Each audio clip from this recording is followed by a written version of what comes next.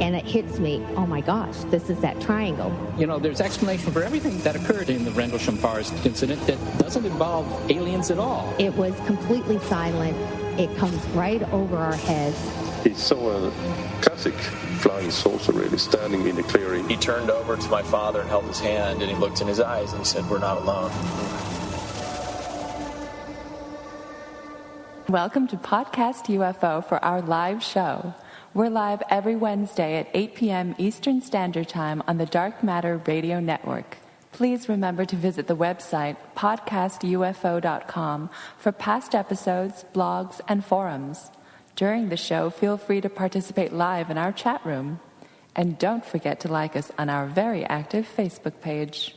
Hello and welcome to the show. I'm Martin Willis, your host.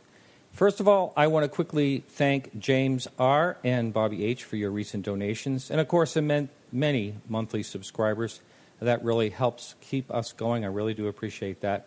We have some breaking news on a new newscaster. Did I say that right? We're excited to announce a polished podcaster, John Tobin. I was on his show last week. I really enjoyed talking to him, and we kind of click. I've known him for a while now. And I'm real excited to have him on the show. He's going to be our new newscaster.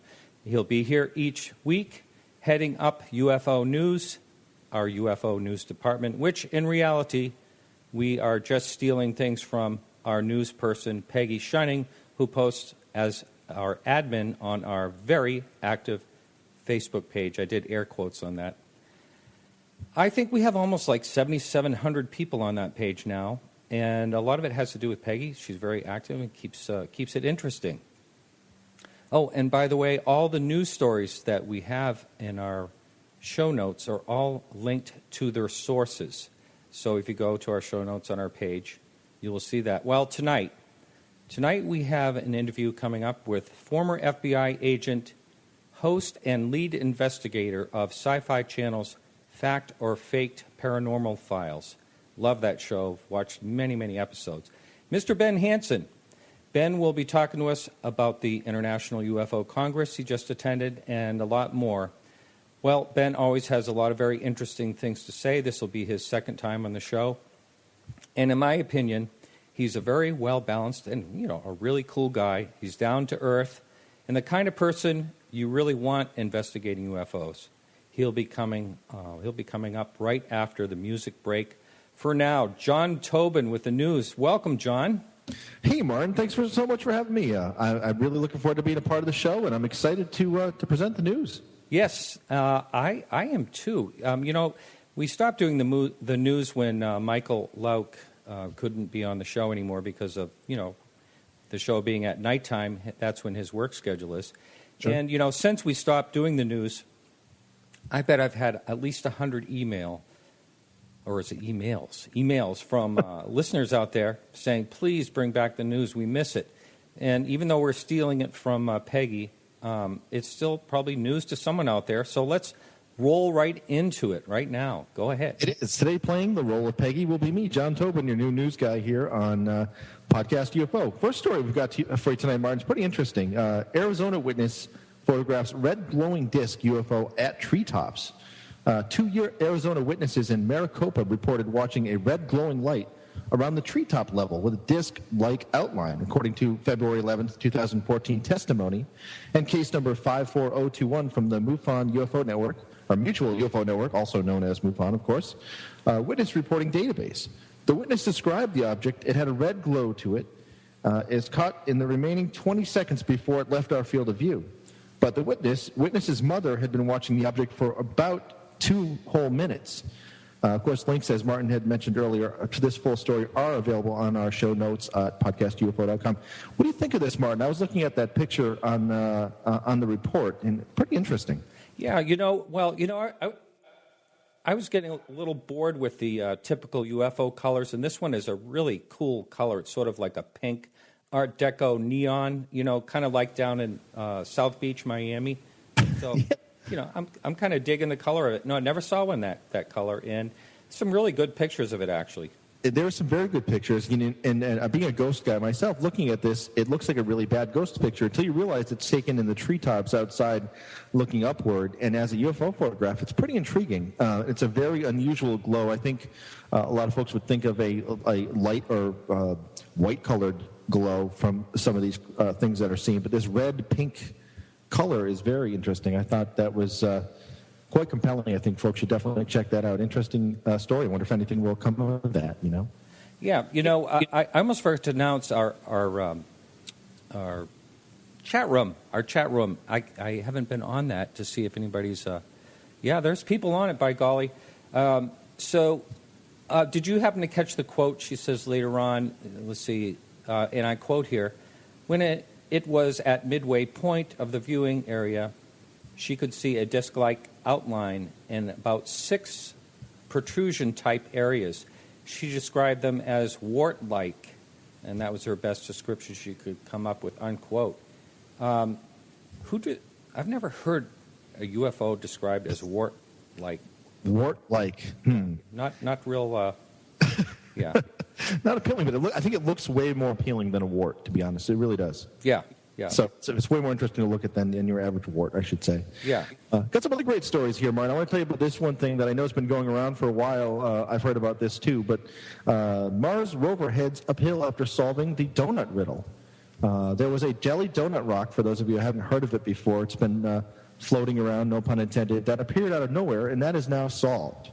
So thank goodness for that. Researchers have determined the now infamous Martian rock resembling a jelly donut, dubbed Pinnacle Island, is a piece of larger rock broken and moved by the wheel of NASA's Mars Exploration Rover Opportunity in early January.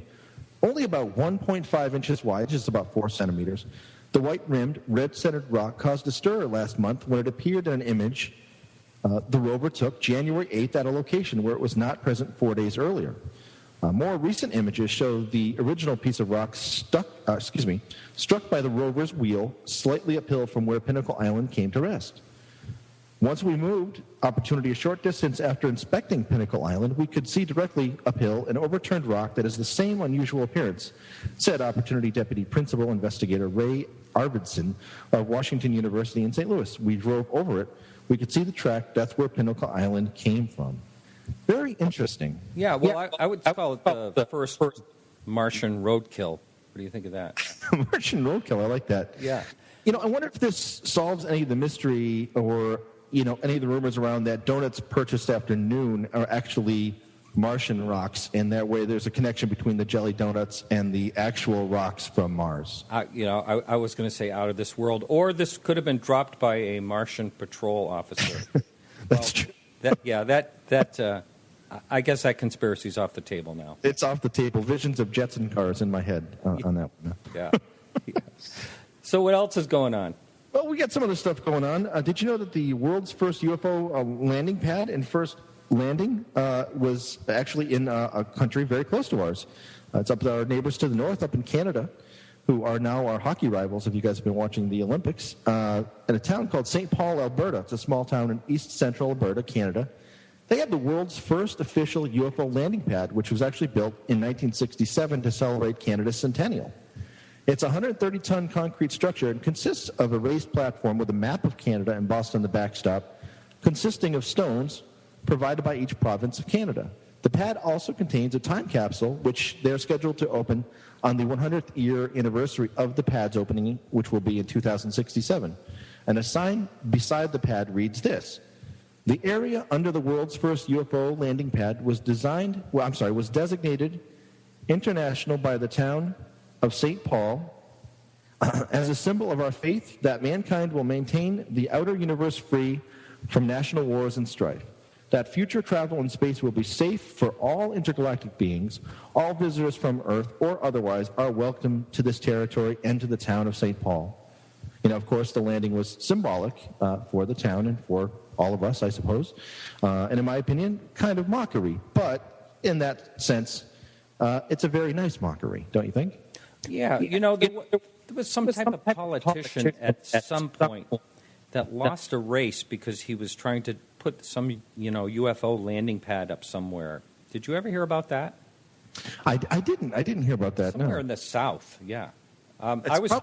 trying to find it before the show, but, I looked around and tried to find the news story. I saw it. It was on some UFO documentary or something. The reason it was brought up in the documentary is that he was just plain ridiculed about it and lost the race and everything.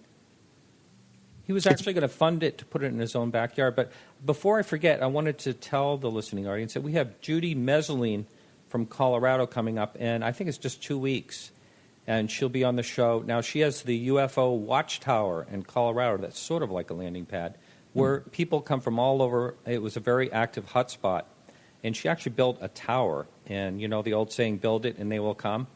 Well, there's actually been some sightings there, and people have filmed right there, right from the tower. So she'll be on. That'll be interesting. That'll be very cool. It's funny. I'm looking at the picture posted here on podcastufo.com, and I encourage our listeners to go there and read the full link to this story as well. But it reminds me, with all the flags and the kind of podium, we're talking about the Winter Olympics happening right now. It almost looks like one of these, things that have to do with the Olympics and the celebration. I don't know if I were a UFO, if I would think I should land here or I should wait for the next luge run, Yeah. Yeah, or it kind of looks like the UN building, too. Yeah, it does, like a little podium outside of some government building, definitely. Right. Hey, so that's basically it for right now for the news this week. You'll be back next week, but I want you to hang in if you can tonight with our talk with Ben Hansen. But can you quickly give your background just so the listener can understand who you are? You have a show, and go ahead and announce, when your show, it actually runs 24 hours from now, right? It does. 24 hours from now, we will be doing the show called Keeping the Spirits Alive, myself and my co-host, Chip Leichenthal, every Thursday right here on the Dark Matter Radio Network, so you can catch us at 8 p.m. Eastern and doing that weekly. I have another show I do bi-weekly on the A1B Radio Network called The John Tobin Show, ironically enough. But I do a lot of things, and I want to keep going with all that. But if you want to find any information on me and who I am and what I do, you can go to gloryhunthounds.com, kind of one-stop shopping for everything John Tobin now. Who wouldn't want to do that, right? That's right. Well, I really enjoyed being on your show, and Chip, what a nice guy he is. Oh, he's fantastic. He's like my brother, and he's a great guy. And I'm honored to be here. I'm looking forward to doing this every week. I'm learning, as I mentioned to you, and these news stories are a lot of fun. I'm sure hope our listeners will enjoy. Well, you're not someone that's typically in the UFO field, but what I liked about our conversation last week, and actually Peggy liked too, and Peggy's important. She's a good contributor to the show. That you have a curiosity, and because of that, I think things will be a little on the fresh side. Yeah, I do have a very much a curiosity, and not only that, I think there's two things that are important, in my opinion, in the UFO field: having a curiosity and a sense of humor. I think both are important. So, just like I tell people on the ghost stuff, you can't take it all too seriously, or you'll drive yourself nuts. You got to have a little bit of fun with it. So, it's a very much a learning experience, and I've always enjoyed listening to your show, Martin. So I'm honored to be a part of it. Well, thank you. Another thing is, if anyone out there really thinks they have an answer to either, what you do, ghosts, say you're into that part of it. These are things that people are definitely witnessing something, and there's definitely some type of answer for them. But when it comes to UFOs and ghosts and a lot of other paranormal things, if someone says they have an answer, you probably don't want to listen to them. That's right. Actually, I think I mentioned this to you before, but kind of the less answers, the better in a lot of cases, I think it's a lot better for us to be able to formulate our opinions based on the facts and some of the information we read, and then, research, and you can develop your opinions based off of that. There's so many unanswered questions in both fields that fact becomes a kind of a cliche word. What is fact and what is not fact, what is fact and what is fiction, which leads to your guest tonight, Ben Hansen, fact or faked or fact or fiction. It kind of goes hand in hand, Fact is a very overused word in both fields, I believe. Yeah, I think so. And a lot of people, I was listening to, let me just think of what it was. It was, I'm not going to name any names, okay? But I was listening to a person talk about basically, dreams and, life after death type of thing. And the her entire talk was all claims. There was no speculation in it. It was all claims. Like, animals go, animals go to heaven or whatever. Animals you'll see your pets after you die, and it's like, oh, really? So what happens to now, I'm not going to get too deep here, but what happens to the billion chickens a year that are slaughtered? Do they hang out somewhere too? It's and if they do, they're not going to be too happy to see you. Yeah, I've never been a fan of people who present their opinion as fact, because, if it is indeed fact and you're going to present it that way, then just simply prove it to me and we can agree. Otherwise, present it as an opinion and we have no disagreements, and I can accept that, but don't present your opinions as absolute fact without cause or probability of any differences in that opinion. That's right. I keep looking on our Skype to see if Ben Hansen. Ben, if you happen to be listening out there, I hope you sign into your Skype right away so we can call you. Because right now he's offline. So. Well, what we can do, Martin, I've talked to Ben before, too. You mentioned being a fan of his show, Fact or Fake Paranormal Files, which is a great show. I remember talking to Ben one time, and I see if you've seen this episode, it's UFO-related, that always pops into my head. Did you see the one where they actually went right up to Area 51, kind of camped out outside of there, just a few miles away from the closest viewing point? Had some really weird occurrences. It'd be great to ask him about that. Yeah, that's right. And there's a number of sightings that were on YouTube that looked really, really good, that they explored, that they actually found another answer for. And, in one way I was almost disappointed. Yeah, I think so. I understand that. I mean, it looks so good. It's like you really wanted it to be, the next thing. But, they didn't present it as evidence. They presented it as, here's what we found, and then they did follow up with a lot of it. But there were some things that happened that they couldn't really, put an answer next to. It was kind of cool. Yeah, there are a number of things. And I wanted to say, we have Andy Fleming. He's from the UK. He is our amateur astronomer and always comes up with a bit. Well, we pre-record shows with him because it's 1 o'clock in the morning there right now. And he did a 2-part series on asteroids, and very interesting. First part is 10 minutes, so I'm not going to be able to run it during this show unless Ben just signed on. So I am going to, for the listener out there, if you want to listen to if you want to listen to Andy Fleming's bit on near-Earth asteroids and asteroid collisions, just go to our podcast, and it'll be on that tomorrow morning. You can listen to it right there. And so that is going to be it for now, and hang in there, everyone. We'll be right back, and we'll be right back with Ben Hansen. And we do see that there's a number of people in the chat room, and we encourage more to come in and ask Ben some questions. So we'll be right back right after this music break.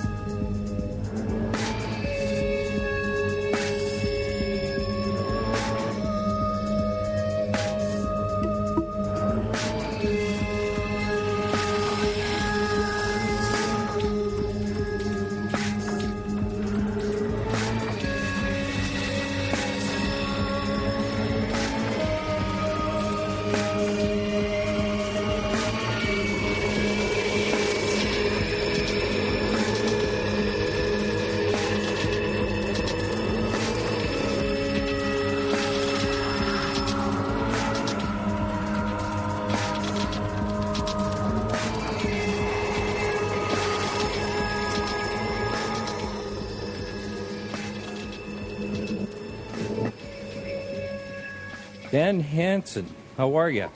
Good. How are you doing? Good. Glad to. We panicked just a minute ago. We didn't see you on Skype, but I'm so glad you made it. I travel invisibly on Skype. I don't get on there until I'm being interviewed. Hey, you're on the line also with John Tobin. I guess you know John.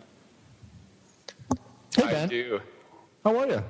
Good. Hey, are you getting an echo? It sounds good here. Now, I'll just wait. Hopefully, Keith Rowland, our producer, is listening. I don't hear one here. How about you, John? No, I'm not hearing an echo at all. No. I guess it could be just your Skype only, and it sounds like it's going to be a real pain to put up with, but you might have to do just that. Sometimes that happens. Let me see what I think I figured it out. Stand by. Got it. Okay, good. Brilliant. What I did, I was listening to you live on the internet as well, and so I was getting two voices. Oh boy, yeah. Okay, great. Well, hey, so first of all, it's a real pleasure to have you back on, and I don't know if you heard the intro, but I think you're definitely a voice of reason in the field, and I love the show Fact or Fake. I don't know how many dozen episodes I've watched, but you really approach things in a great scientific way. And the thing about the show, if anyone hasn't watched it, is you actually try to replicate what people are seeing, and that show's still going along, right? Well, as of yesterday even, I think they had an 8-hour marathon. Unfortunately, I think SyFy's just made a lot of changes with their formatting. Mm-hmm. And, we're pitching new shows, and the word out there on the street is you're not going to really see many of these team-based shows anymore, at least for a while. So it's possible they won't pick it up, but, we adapt like everyone else is, and I'm actually filming some new shows of a different series at the moment. So I think everyone will like it.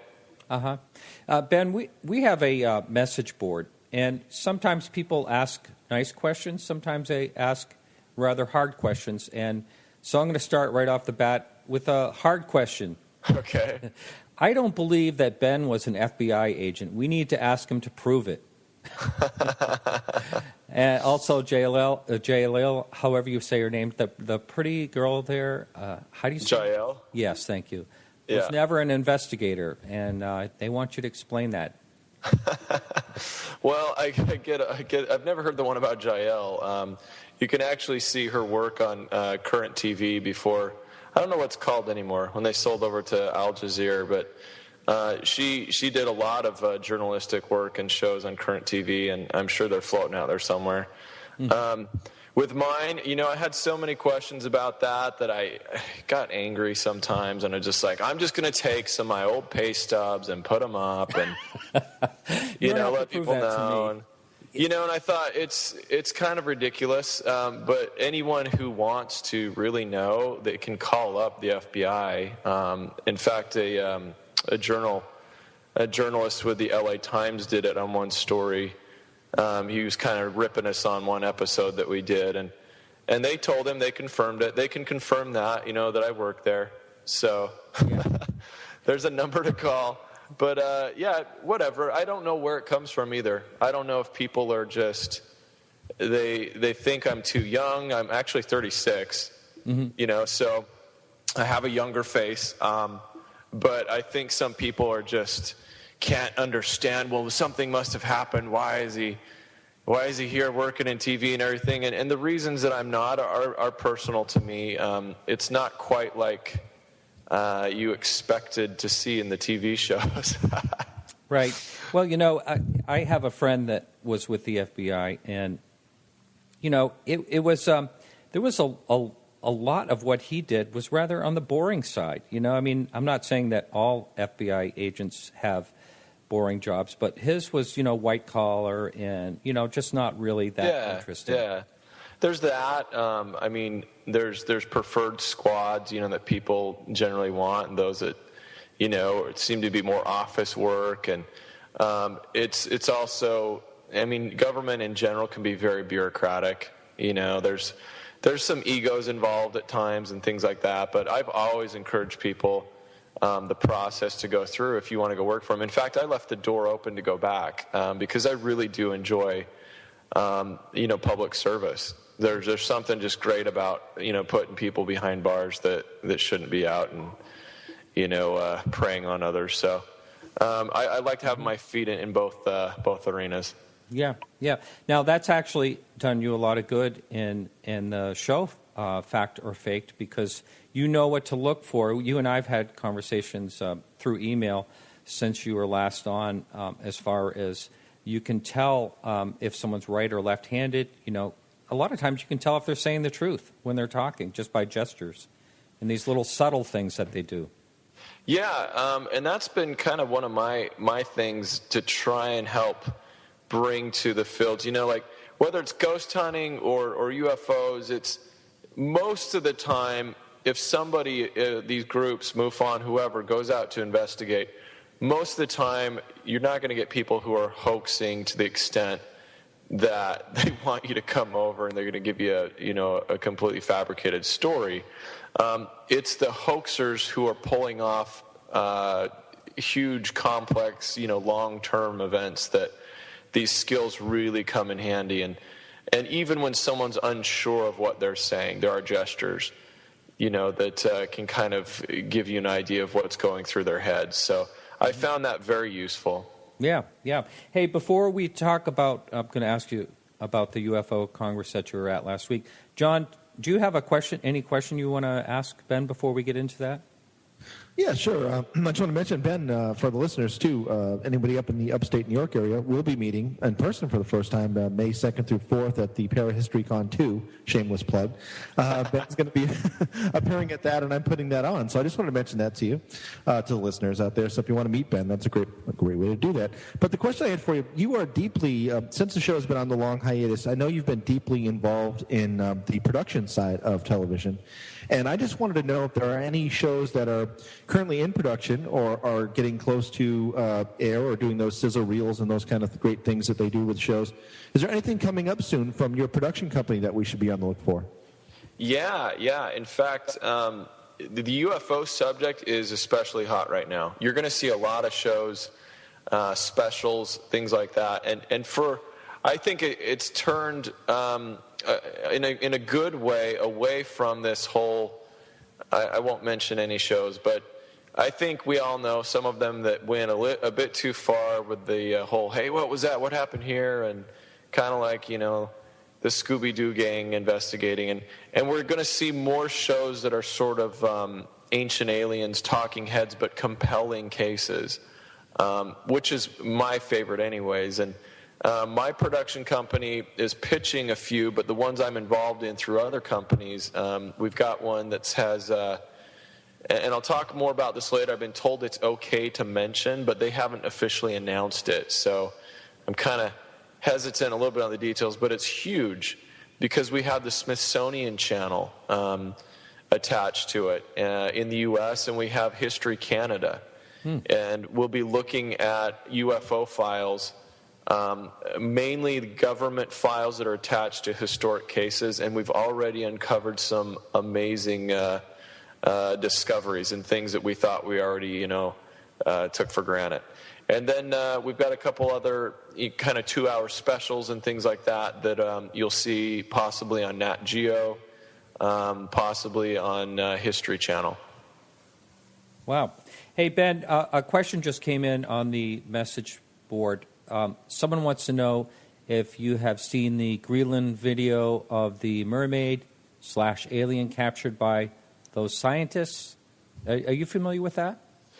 I'm not familiar by the reference. If they're talking about one of the videos that appeared on the documentary, the mermaids, it was on Animal Planet and I think Discovery. If that's the video they're talking about, everything, despite what people believed, everything in that documentary, it's a mockumentary, very well done, but not even the experts were real. The theories, everything about it. So that gets a lot of mileage in the wrong way, if you ask me. But so let's talk quickly, last week you were at the International UFO Congress. Alejandro, friend of the show, and all kinds of great speakers. You had your own table out there, yes? I did. I wasn't speaking this year.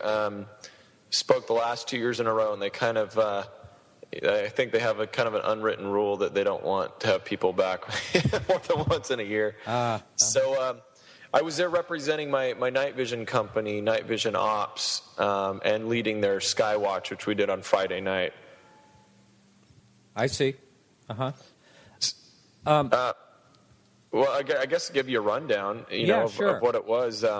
It was great. The conference, I caught a few of the talks. I enjoyed seeing Don Schmidt out there speaking about his new book on Wright Patterson. Mm-hmm. He included a couple of pages on my grandfather and his work there. Really? Yeah. Wow. It was a surprise. Very nice. We also had I forget David, his last name. Speaking about the black triangle phenomenon. Oh, yes. It begins with an M. I know who you mean. Yeah. Mm-hmm. And we had George Norrie, of course, appearing and kind of doing some emceeing towards the end. A lot of very strange questions being asked by some people who should probably be on meds. So I think someone sent a clip of Stephen Bassett getting an award, and they said, you got to watch this because of something like that. Maybe it was questions asked or something. I don't know. Yeah, I don't remember any strange questions asked to him, but yeah, he won the UFO Researcher of the Year award. And I'm trying to remember who won the Lifetime award. Escapes my mind right now. But I went to a little bit of the banquet, and then the Skywatch was really cool. I'm going to be posting a video, and I'm guessing this is probably going to turn out to be a geostationary satellite. But for those who haven't seen this before, and myself included, we had a light that was pulsating intervals of about 50 seconds to a minute 20, kind of irregular, and at one point seemed to be responding to a laser flash. But it's in the same location, height of a satellite, but I'm talking really bright. Brighter, it could have been like an iridium flare type of a thing, but this thing, was not moving. It was geostationary. So very interesting because we had an ex-NORAD official with us, really? And he said, yeah, he's become a friend, and he said typically when he was watching the scopes on these things, there are very few geostationary, meaning the ones that follow the speed of the Earth. Very few of them rotate. They try to stabilize them on their three axes, so you're not catching that panel, catching the light and pulsating. So we'll post it. I'm not claiming it's anything, but it's something to look for, and you can really see them, picked up in the night vision. Wow. I was on John Tobin's show actually last week, and that's what gave me this brilliant idea to have him on as our new news guy. And one of the things I came up with or mentioned or whatever, but it's not my direct words. It's just things that I think of. We can only observe so much. We only have so much of a spectrum we can see in. We only have so much we can observe from all the senses that we have in the range that they're in. So when it comes to things like night vision, that adds kind of another perception to see things. And I'm wondering, I know you sell that the really high quality, high end night vision. Do you think that there's a lot more seen with night vision than just the naked eye? I do. And it's not so much, there is some experimentation into looking into the non-visible light spectrum. So, high UV or low IR, but it's not so much that as the fact that you're just looking at amplified light about 50 to 80,000 times. So, you go out and you see a handful of stars one night. Well, when you use these, you're seeing, probably 20 times more and 20 times more aircraft, satellites, whatever's up there. So, yeah, I think it does greatly enhance. A lot of the objects I've seen, I would not be able to see them with the unaided eye.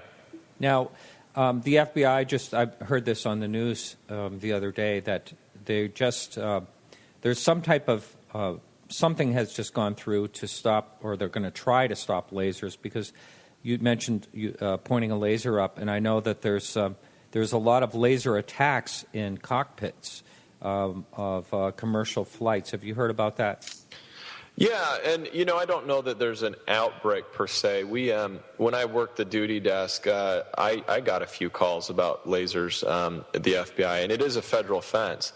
You have to be really careful, and it's really unfortunate that there are people out there who might ruin it for the rest of us. I know in Australia there are certain of the states that restrict them altogether, and or use outside and things like that. We don't want that to happen because the studies do show. I mean, if you're accurate with pointing it, the glass just refracts and it bounces around in the cockpit, and we don't want to be doing that.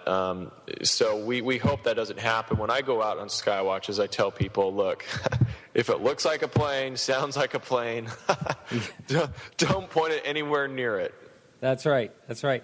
So, hey, we got another question on the message board here, and it says, Ben, do you believe life exists on other planets? Do you think aliens are among us or here on Earth?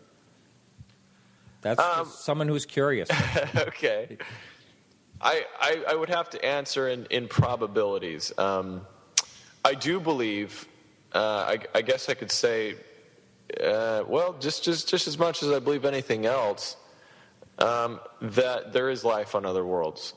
I don't see how there couldn't be. Mm-hmm. I personally have not come in contact. I say jokingly, but I'm not to make little of those who say they have. But no, I haven't had any encounters myself in that way. But I have heard from very credible people who I believe. And it would seem that if you add their stories, along with physical evidence, along with the probability, especially my own experiences of craft that I've seen, I would say there's probably a good 95% chance, that we've been visited. Mm-hmm. And are they here among us? Well, I really have no way to answer that. I suppose they could be. Because if they indeed, a lot of encounters, you talk about human, for all intents and purposes, humans that we're encountering, then why not? I mean, if they wanted to, park the ship and walk around, I guess they could. Yeah. The last time you were on, I actually have part of the intro of you basically stating what your grandfather had told you or told your father. And I got to tell you, I had so many email, here I go again, I said email singularly, emails from that one quote, basically. And just for someone who hasn't heard that story last time, would you mind just doing a short recap about your grandfather and what he said to your father? Sure. My grandfather, and this is actually detailed a lot in Don Schmidt's new book about it, Wright-Patterson. I think it's called the Real Area 51. Nothing to do with Area 51, but at any rate, my grandfather served in the Marines and then the Army. When he retired, he began in, I think it was 1952 or 50, till about 1980, working as a civilian engineer for the Air Force. His assignment basically was the logistics of workspaces. And it was very strange because in about 1964, he came to my father, who was 15 at the time, and said, I've been asked to be part of a special team that could be called at a moment's notice. And when I leave, you're in charge of the family, and I can't be here. And he said, well, where do you go? What's it for? And he said, well, it's like for emergencies. And he said, like a nuclear threat? And he said, yeah, something like that. Well, so the first time my father remembers was 1965, when he got a call, and my grandpa had to hurry and get ready. In the morning, he flew out and was gone for about 2 weeks. So there's a lot of details to this, but basically when he was out there at Wright-Patterson, he wasn't available by phone. My grandmother was very sick and almost died, and my dad was frantically trying to get a hold of him. It caused a rift between them for a while because, my father was very stressed, and why can't you answer the phone? Why can't you be available? Grandpa told him, well, not everywhere I was had phones. I said, what do you mean not everywhere there were phones? There's phones everywhere. He said, not everywhere I was working was above ground. It was then that we learned one of his duties was kind of to maintain and help design underground hangar systems, which we know there's a large network of underground facilities at that base. Mm-hmm. Well, my dad kept pumping him as he, got older. He kept asking him, as we're watching, Unsolved Mysteries or these types of shows, and hey, is any of this true? Are we being visited?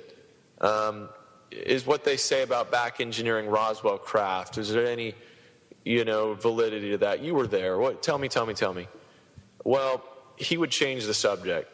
He'd just walk away, or why do you want to know that, It wasn't until he died of cancer in 1998, and they were there in the hospital room, and my father was, I barely missed him about an hour before he passed. But my dad said he took him by the hand, and my grandpa looked at him and looked him in the eyes, and he said, son, I want you to know that we're not alone, and I don't want you to be afraid. And he was saying it not in the context, he's certain it wasn't like because there's life after death or whatever. He knew he was answering his question finally about the, extraterrestrials. And he shortly passed away. So we have been gathering as much as we can of his work, because he did, and I respect my grandfather for keeping his oath. He didn't ever really tell us anything, but we're learning more and more about the times he was gone. And it's kind of fun to speculate, because you line up the dates where he left. At least on some occasions, they line up with incidents like Kecksburg crash, and when that was supposed to go to Wright-Patterson or Malmstrom Air Force Base. And so some very interesting coincidences. Yeah, absolutely. So, I agree with what you said. I personally had a sighting, but I agree, when you said 95% that we're being visited, that's kind of where I'm at too, because I can't say 100% because I'm not positively sure, but I can say, 95% with all these, witnesses, and including myself. But the thing that always gets me, and I just wonder what your take is on that, is why it's not taken more seriously, by mainstreams, let's say media or scientists. There's no funding for it. We try to find out what dark matter is, dark energy. We spend all kinds of money on that, and we have no clue if it really exists. But when it comes to something that people are seeing in the skies constantly, why do you think there's no serious work done on that? That's a good question, because my degree was sociology and criminology, and I'm always looking at the psychosocial aspect of any question. And my research, I've done a lot into kind of trying to theorize how people, use videos and photographs and things like that to try and get somebody to believe or change a belief or something. And what I've been able to equate it to is kind of like when we watch the news and we hear about war. when something big, traumatic, impactful is going on, we might be interested for a few days, maybe a few weeks, maybe a big disaster happens and our heart goes out to them. But as we continue to see images, and it's kind of the same thing, we become desensitized to the point where this flood of information has reached a threshold that is no longer impacting us in the same way. And I feel like we're so used to hearing about UFOs and reports and things like that now. Then we've had so many hoaxes, or Chinese lanterns and things that turned out to be nothing, that it's pretty much saturated to the point where seeing or talking about a sighting is no longer impactful. It would literally take that war to come to your doorstep or to have someone in your family get killed before it really impacts your life. And I think the same way with UFOs. When sightings are starting to shut down airports like they did in China a few times, that impacts your life. Until they actually come down maybe and have an open media event or something, we all have to go to work the next day. We think it's fun. We watch it on the TV shows. We talk about it. Pop culture is huge. But it's in that fun category because we have other things to concern ourselves with, like what's Kim Kardashian wearing right now? Or, we distract ourselves. And I think that's one reason. And the other is that I think it's treated kind of like a religion in that it's really intangible and beliefs about things that we can't just put our hands around and show somebody that it exists. Despite all of the evidence for it, I think science views it that way, that it's very, intangible and not worth the time to study. So there's not the urgency at this point. Hey, Ben, I had a question for you real quick. John here. I want to just, you mentioned earlier about you and Martin were talking about the likeliness of having visitation from extraterrestrials or people or beings from other places, for lack of a better term. I asked Martin this the other day as well, and this is something that I think about quite often. If they have these visitations, and it's possible that this has happened quite often in circumstances, what is the likeliness, or what is your opinion on whether or not they are roaming around our planet freely, that they are perhaps look like you and I, and we don't know that they're even here? Is that a possibility? I guess it's always a possibility. It's a little bit more crazier of a notion, but I guess if you already accept, there's a good 95% chance they've been here, then why not? It's just it's a place I haven't really gone yet because it's too easy for people to post these things online and say so and so is an extraterrestrial and look at their reptilian eyes and the Anunnaki is here and this or this person in government is really an alien in disguise. And I'm like, oh, come on. So it's too easy to say that. And that's why I think it's not really taken seriously. And there's not really any way you could prove it. But I guess it's a possibility. Again, just to mention that, I agree. There's probably no way to prove it, but it goes hand in hand with the visitations. Besides the witnesses that are seeing them, it's really a difficult thing to prove. So, and I know it's far-fetched, but I think it kind of goes hand in hand. I mean, I think the likeliness that I think I agree with you, with both you and Martin, that it's probably likely that we have been visited. But in the same circumstances, if these beings are able to visit us and land on our planet and live in our atmosphere, why would they not be able to walk among us? Maybe because of their appearance, but would they be able to disguise that appearance? I just think it's a fascinating thing to think about, and you're right. It's hard to take seriously for the general public, but I think it's certainly a possibility. Ben, I'm sorry, we have a number of questions pouring in from the... First of all, I want to apologize to the live listener out there because according to our message board, they had about 10 minutes or something where they lost sound.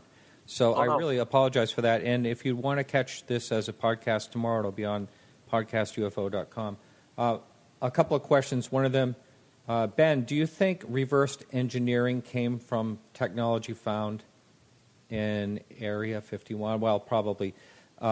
I'll rephrase the question a little different, but I understand what they're getting at. Do you think there has been some reverse engineering? Do you think that's a possibility?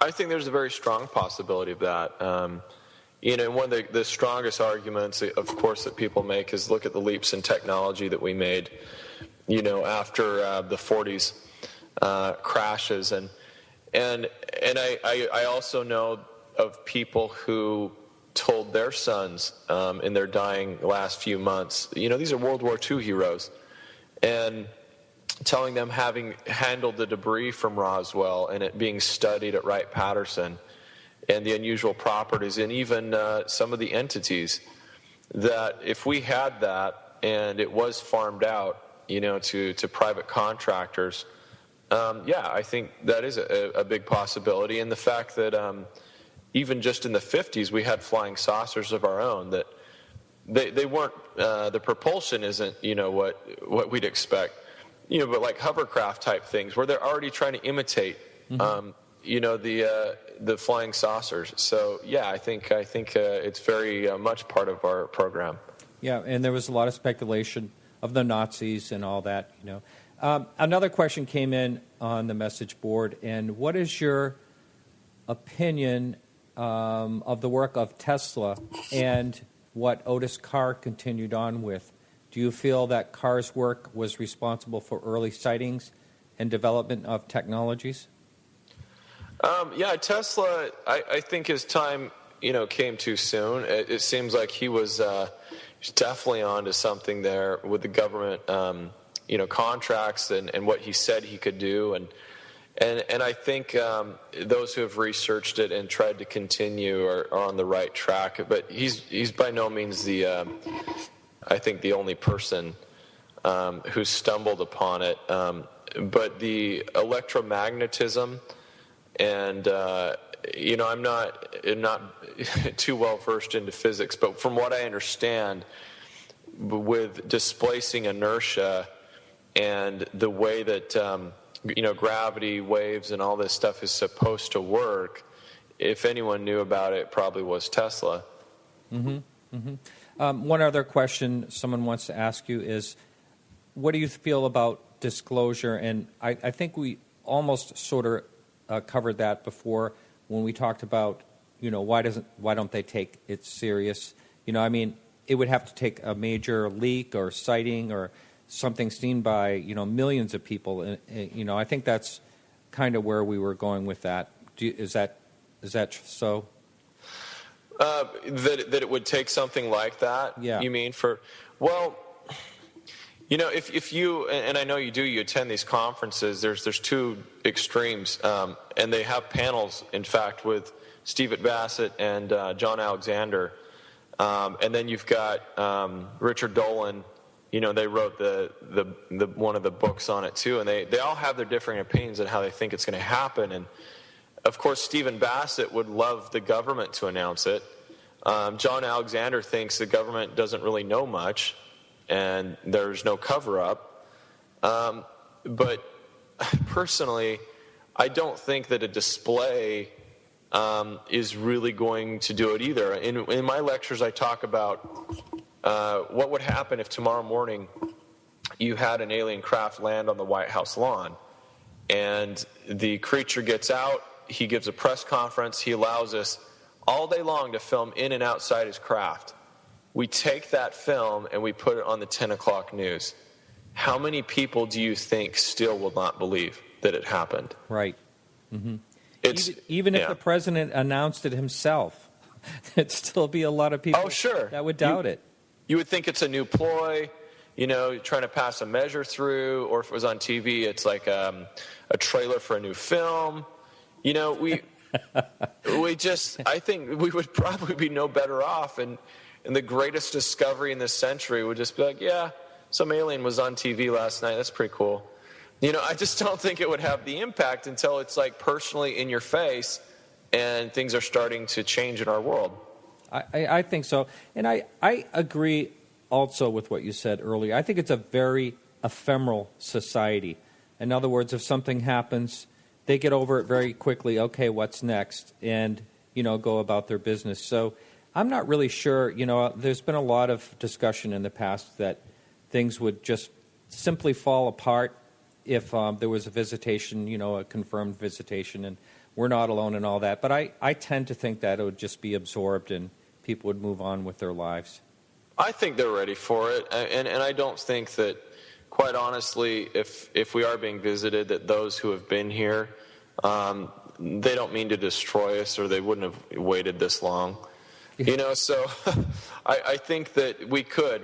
There's always going to be those who panic, and there's going to be some chaos, but sure, why not? As long as you keep people working and they have jobs and stuff to do, or reality shows to watch, they'll be fine. That's right. That's right.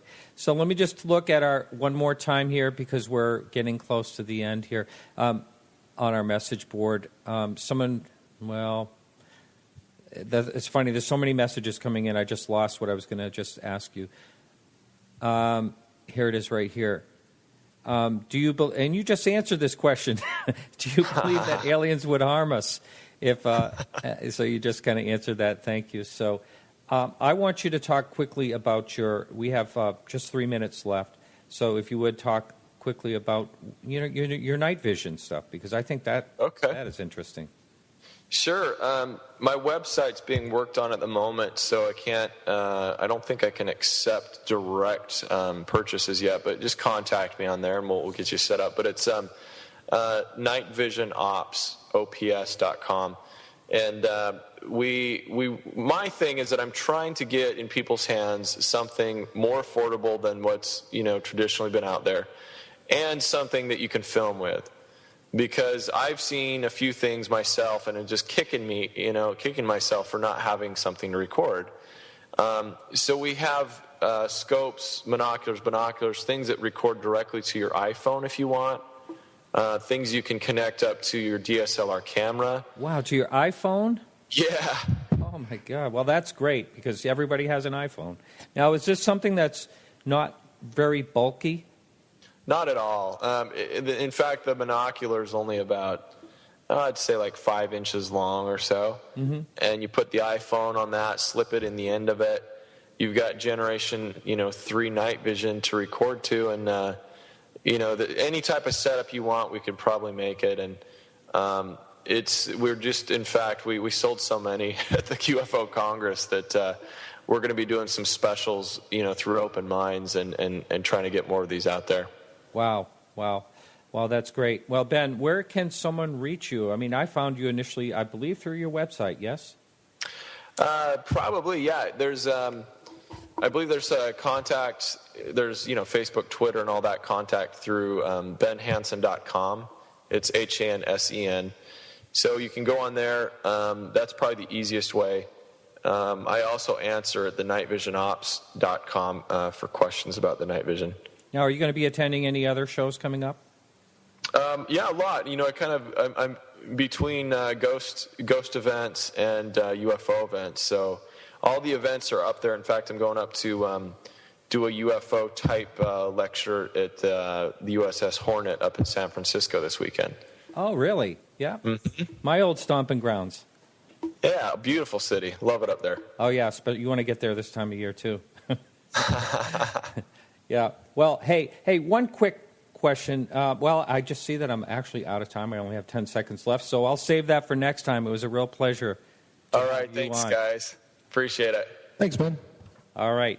So that's it for our show today. And if you missed any part of this show, you can catch it as a podcast and a whole bunch of other free podcasts on our website, which is podcastufo.com.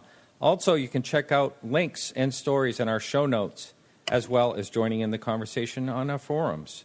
I want to thank everyone for helping out with the show today. Of course, Keith Rowland, producer of Dark Matter Radio. Ben, for being on. Thank you, Ben. John Tobin, thanks for joining the show.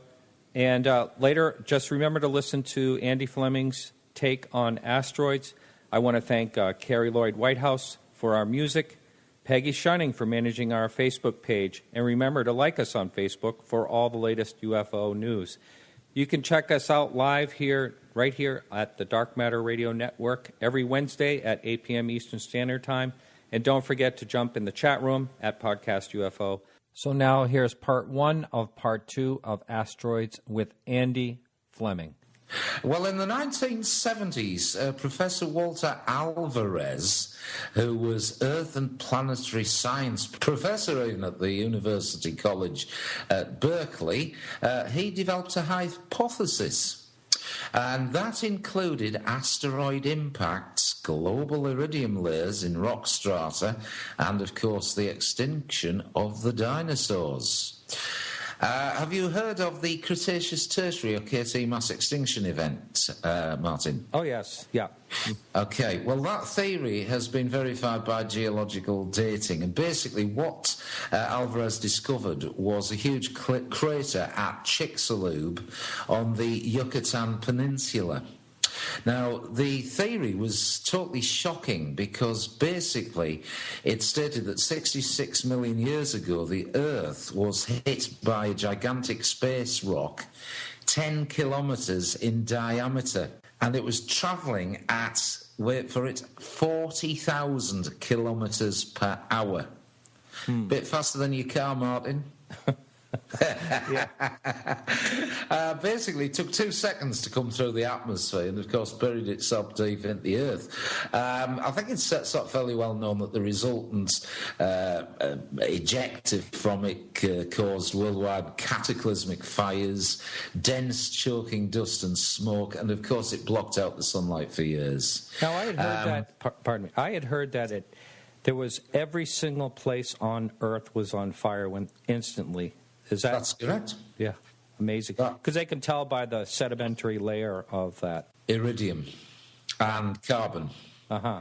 That's right, in the rock record. Now, of course, with all that going on, as you can imagine, temperatures plummeted, and 75% of all species, including the dinosaurs, became extinct.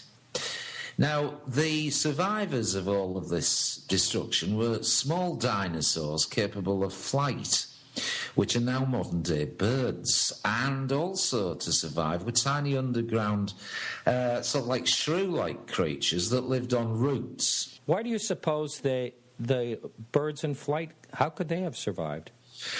Well, I presume they'd be small. They were probably nesting and roosting in caves or somewhere that wasn't sort of going to be affected by what was going on in the outside open atmosphere. But to eat food, I mean, there couldn't have been any food left after a while. Well, yeah, presumably there may have been the odd seed, you see, because obviously some of the dinosaurs, the feathered type, at that stage starting to eat seeds, there'd have been dead plant material available, and these tiny little shrew-like animals that were living underground, like moles or whatever, they'd be feeding on roots, so like the equivalent of turnip roots or potatoes or whatever, that sort of thing. Now, the dinosaurs lived on Earth for about 150 million years, and really they break the record for longevity. I mean, they were the most successful species of animal ever to have lived, really. I mean, we've been here, what? Homo sapiens? What would you say, Martin? Very, very short time. Yeah. Hundreds of thousands of years max. Now, the extinction ushered in the age of the mammals. And, of course, those mammals evolved into us, you and me, and listeners. So you could say, really, without Chicxulub, we simply wouldn't exist, and the mammals truly did inherit the Earth. Now, all of this sounds like fantastic news, doesn't it? But it isn't. Because more research shows that what happened to the dinosaurs happened repeatedly over 4.5 billion years of the Earth's history, and it's going to happen again. And do you know how you can prove it to yourself? What we were talking about last week, lunar craters. Yeah. Look at the moon through binoculars and you'll see, because there's no weathering or geological erosion, that pristine surface, it's a horrifying record of continuing routine planetary violence. And if you look at things like the Tycho and Copernicus craters, they dwarf the Yucatan impact site that killed off the dinosaurs. Now, we're very lucky now because we're at an age in our development, Homo sapiens, that we've got NASA, right? Much maligned NASA, but it's one of the best agencies in the world. We've got the Planetary Society and we've got the B612 Foundation. They're all asking not if, but when this is going to happen again. So the B612 Foundation's aim, really, is to alter the orbit of potentially hazardous asteroids, otherwise known as PHAs. The problem is, of course, that NASA aren't absolutely certain that they have discovered all the big asteroids, and it's not the ones that they know about that they worry about, it's the ones that they don't know about that can come out of the blue. Now, at the end of the day, B612 has a project called Sentinel, and it's organising it. It's in its early stages, and the first step is to launch an infrared telescope, space telescope. Why? Because infrared is a form of light that asteroids emit in copious quantities. It's going to take off on a SpaceX Falcon 9 booster, and the telescope, when it's in orbit around the Sun, will reside in an orbit at a similar distance, really, to Venus. It's going to catalogue about 90% of asteroids with diameters larger than 140 metres. And it's going to be launched by 2020. It's a private project. It's led by NASA's Rusty Schweickart, who you'll remember from Apollo 9, and Ed Lu, along with Clark Chapman. They're in the process of raising $450 million for the mission. Which is really a pittance when you think about it. Well, what's our future worth, Martin? Yeah. Something very worrying happened last year, and that was that in early 2013, we talked about this again last week, a 20-metre, just 20-metre diameter asteroid entered the Earth's atmosphere. I mean, this is a pinprick compared to what killed the dinosaurs. Right. And, of course, from the videos, we saw that it became brilliant Super Bowl-eyed meteor, didn't it? It exploded in an airburst over Chelyabinsk. That's in Russia, of course. The explosion was 23 kilometres in altitude in the atmosphere. And, of course, that was enough to injure people, wreck windows. Just think what would have happened if that had come to the ground. Right. This, of course, heightened all concern and led to a huge surge of interest in projects like Sentinel, run by the B612 Foundation. And, of course, these projects are designed to detect these PHAs before they impact the Earth. The question I've got to ask you and listeners is, are we going to invest as a culture in such planet-saving technology, or are we going to suffer the fate of the dinosaurs? Now, T-Rex had an excuse for its extinction because it lacked intelligence. We don't. So that's basically it for part one. You'll be back next week with part two, is that right? I'm looking forward to it, Martin. I hope you are too. Yes. And listeners. This is Martin Willis reminding you to keep your eyes to the sky and your curiosity high. See you later.